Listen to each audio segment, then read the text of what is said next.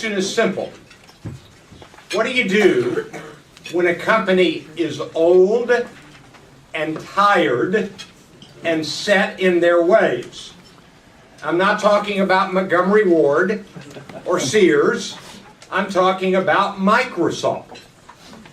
And Satya Nadella, the third CEO in the history of Microsoft, has been given the challenge of what do you do? And here is an interesting challenge that Microsoft faced. There was a movie that was about to come out. And the movie was a satire about North Korea.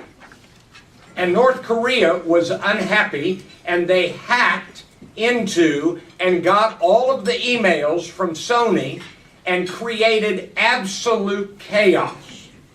And Sony decided, because there was genuine danger involved, Sony decided not to release the movie in theaters, but they were trying to figure out, what do we do with this movie? And they wanted it to be available through the internet.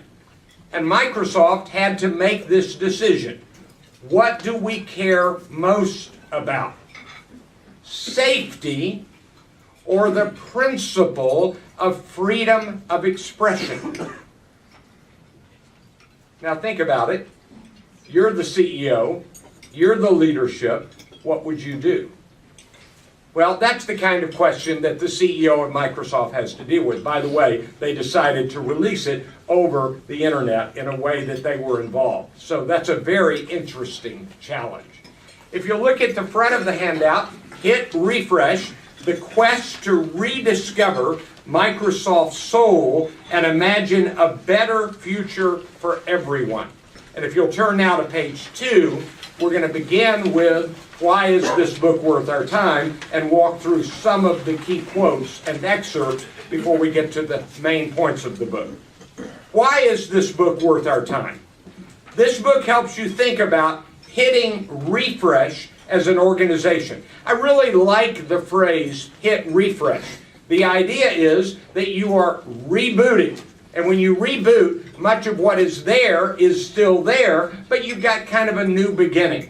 It helps you think about your why. Everybody take your pen and circle the phrase, your why. That's not unimportant.